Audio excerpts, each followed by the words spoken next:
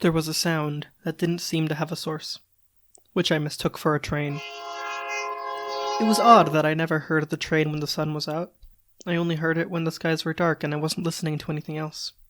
On the first night, once I returned from meeting with a group of stargazers in the park, I heard of the train, but I didn't pay much attention to it. It had been a long day, and I was tired. On the second night, in the moments before I went to sleep, I heard it again.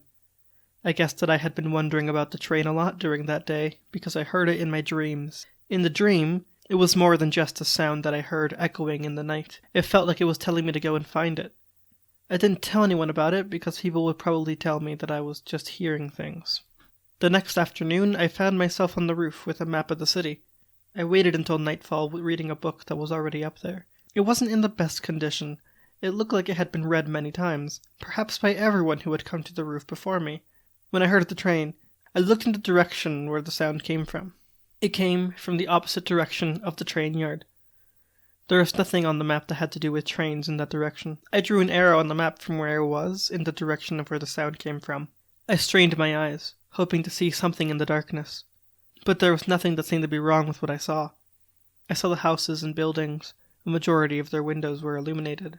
And past that I saw the horizon, a line separating the sky from the earth. A line I thought I would never reach. I looked around, searching for anything unusual. I saw an outline of the person in the moonlight. They were looking away from the train yard, just like I had been a moment ago. They were too far away to yell to. They would never be able to hear me from where I was, and if I yelled, I would probably attract unwanted attention.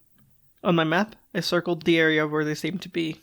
When I looked back up, the outline had disappeared, most likely gone back inside to sleep. The night sky wasn't as clear as it had been a few days before. There was nothing new from the stars, but I wasn't expecting for anything to change. For a brief moment I entertained the idea that the sound came from above, that it came from a place far beyond the horizon line. On the fourth night, I heard the train as I was making cereal. On the fifth night, I was tired and went to sleep as soon as the sky turned orange, and I missed it. I woke up before the sun rose that morning. My clock blinked and it was far too early for anyone to be awake. I couldn't go back to sleep. Something in my dream forced me awake and I couldn't go back. I got what I needed and left. I walked into the darkness and set off in the direction of where the sound had come from. I let my intuition guide me for hours. The world around me was still and quiet. The night sky was slightly more visible without the lights that came from the houses.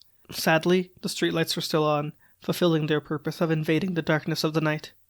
When I walked through the park where I met those other stargazers nearly a week before, I thought of the person I saw on the other rooftop. I wondered if they were sleeping or if they were looking for the train as I was. Perhaps they had already found the train's hiding place. It was possible that they hadn't been looking in the same direction as I was at all that night.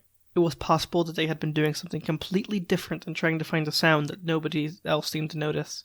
Maybe the train horn wasn't a train at all. Maybe it was all just in my head. But that would make me seem out of my mind. The next park that I came across had a small building in the center of it. It had steps leading up to it from each side. There was a drawing of the solar system engraved into one of the pillars. Well, a circle with 8 rings, each one with a line through it. Below it, I saw the word Prakul. I stared at them for a long time, wondering if that meant anything. It would have taken a long time to draw that. Perhaps it meant something special to someone. I looked up the word on my phone. Procul. It meant far away in Latin. I took that to mean that I wouldn't find the hidden train, and started walking back home. Perhaps the other person knew if it meant anything. I could ask the group of stargazers if they heard it. They wouldn't think that it was weird. I don't know if stargazers is the right word for what they do. They don't gather to look at the stars to admire or study them. They look at them as if they're expecting something from them, as if they're trying to find some hidden meaning in their random placements in the sky. That's what they told me they were doing, actually. I didn't hear the train that night. I hope that's a good thing. I hope that the sound was trying to tell me something, trying to get me to do something. I would never get to know if that's what it meant, or where it came from, if it meant anything at all.